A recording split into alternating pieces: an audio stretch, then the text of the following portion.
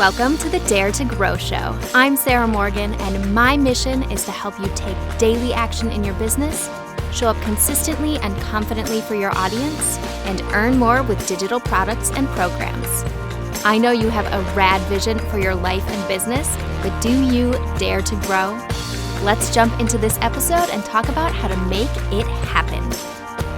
Welcome back to the podcast. This episode is for you if you are finding yourself procrastinating, getting stuck in perfectionism, and holding back on the things that you want to be doing or you know you should be doing to market and grow your business. And Hazel's behind me. So when I'm working with clients or people in the membership and they're telling me about the things that they are hoping to do or that they've been working on, maybe not quite working on, one of the mindset issues that comes up is that they are envisioning this amazing thing, often because we see other people doing that thing and we want to do that too. So maybe you're looking at my YouTube channel like, oh my gosh, Sarah is such a good speaker on video and she has a cute little background and her dog is so cute and I want to do a YouTube, but I couldn't do it that well. So here's a fun fact. Whatever you are imagining in your brain, they don't know what you've planned, all of the ideas you've come up with. They don't know the people that you've been watching for inspiration. They have no idea what you're trying to do. They only see what you actually show up and do, what you launch, what you present. And if you don't show up at all, they're going to pay attention to someone else. I'm sure there are other people in your niche doing very similar things. And so if you're not showing up, if you're not launching the thing, if you're not publishing new videos, if you're not sending emails, somebody else is going to do that thing and they're going to pay attention to them instead. The other thing that I've learned in many years of making content and products is that you are going to change that thing no matter what. You're going to change it in a week because somebody used it and you learned something about it. You're going to change it in a month because you learned something new. You're going to change it next year. You're going to change it every year. So in order to keep myself from having crazy expectations or holding myself back from something that I know I really want to do or just procrastinating forever, getting started or getting it done, I use the fine, better, best method. And I can't take credit for this. I learned this when I was doing aerial silks. I was a circus performer for almost 10 years. And I learned this method about rigging your aerial equipment. So that means whatever you are hanging your silks or your lyra, trapeze, whatever you're hanging it from on the ceiling is called rigging, or if you have a rig to hang it from. So shout out to Brett Copes. He is who I learned this from, and he was a rigger for Cirque du Soleil and Marvel. And so I did a bunch of workshops with him, and this is one of the things he said every single time. So fine is something like your equipment is hung on something or in a way that makes it fairly unlikely that it is going to fail or break, or you're going to fall on your head. Obviously, that is the number one thing that we want to avoid happening when you're a circus performer. Option number 2 is going to be better. What is the better version of that? And that's going to be hanging from a structural beam. It's going to be hanging from your own personal rig, but you're really, really unlikely to fall on your head. It's like pretty much totally safe. And then the best version is going to be you're hanging from a structural beam. The only way your rigging is going to fail is if the building falls down. If the building burns down, then you might have a problem. But when you get to that best version, it's only like crazy things that are going to go wrong. Now, obviously, you want to go for the best version whenever possible. You want to aim high and create the best scenario for yourself, as you would want to do with launching a YouTube channel or a podcast or creating a new course, launching a new service. However, because we don't have all the info until we put that thing out there, you won't learn exactly how your audience is going to respond, whether they're going to purchase, subscribe, share your thing until you put it out there. So sometimes we start with the fine option or the better option before we get to the best option. Most likely you are not going to have that best version of the thing for months or years because you're going to create different iterations of it. You're going to add, you're going to take away, you're going to learn from people using it. So for example, if you want to start a YouTube channel, but you're totally freaked out about doing the whole channel, putting things together, creating longer videos, talking on video, then maybe the first fine version of that is going on stories and talking to your audience on stories. Or maybe you are creating a reel that's up to, I think 90 seconds now, 60 seconds, 90 seconds, and you're just talking through something on reels. That can be the fine version of your YouTube channel. You do not have to actually create the YouTube channel to get things going. So think about what is going to hold you back. Are you feeling uncomfortable talking on video? Do you don't like the equipment that you have? Maybe you're in my ceilings in here are very tall, which means there's an echo.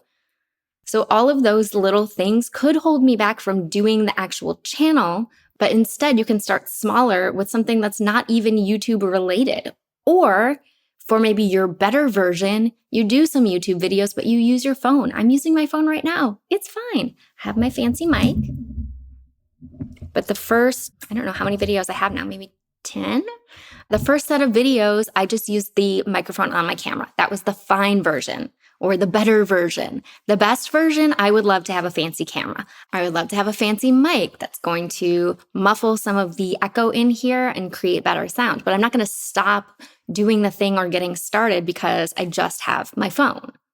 So if you are doing some planning or thinking about your goals or projects that you want to start, think about the range of options you have before you get to that perfection, like the YouTube channel with 1 million subscribers and you're showing up every day and it's so easy and you just set up your camera and you record whatever and you're not having to think through everything or make it a big complicated process.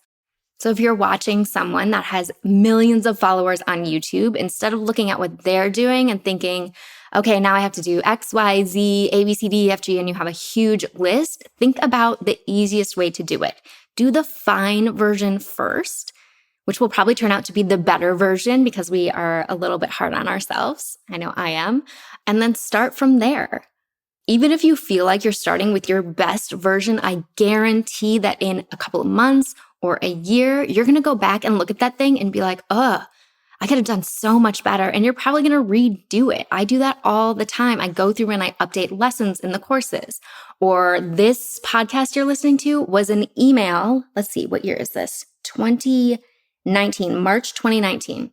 That's when I first shared this piece of content and it was just an email. Now we're putting it on the podcast.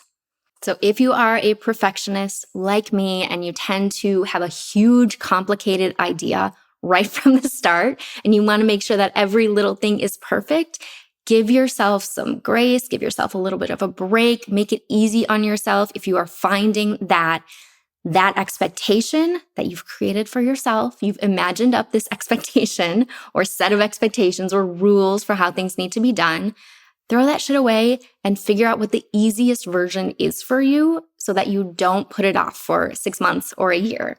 So I'm recording this in December. This is a really good time to think about all of the plans that you had in the past year that didn't quite happen, or you put them off, or you procrastinated, or you were like, I don't know if I can do that. Can I do that? Will anybody care? Yes, try it.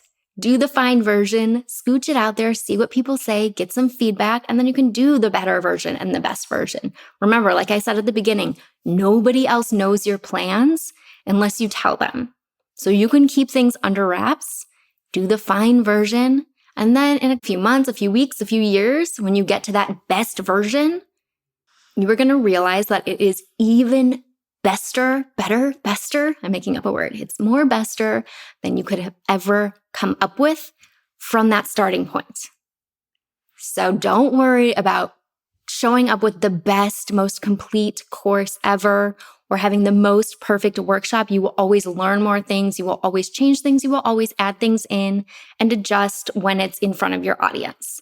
So fine, better, best. What are the options, the range of things that you could do if you are finding yourself being very perfectiony, procrastinating, getting some imposter syndrome going over what you can create? Start from something small. That's totally okay.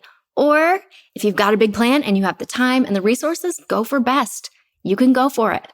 But I'm going to tell you that you're going to find out that that is maybe going to be your fine version or your better version in the future anyway, because you're going to change shit.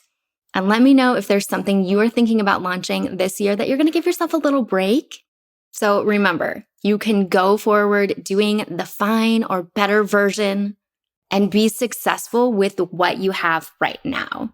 So take imperfect action, hit publish, hit launch, go for that big scary project that you've been thinking about, and inch your way toward creating that perfect, beautiful, best version that you've got in your head. All right, let me know if it helped. Share this video with someone who needs a little boost, a little pep talk, and I will talk to you again next week. Oh, and one more thing before I go. If you have any questions on anything we talked about today, or if you are looking for help to market and grow your business, head over to daretogrow.co. That's daretogrow.co and join us in Dare to Grow. It's my membership for solopreneurs looking to simplify their marketing, show up with confidence, and finally grow their online business. You will get instant access to all of the trainings, the twice monthly coaching calls, our monthly planning and goal setting call, and our super supportive Facebook community filled with solopreneurs just like you. Seriously, it's so good.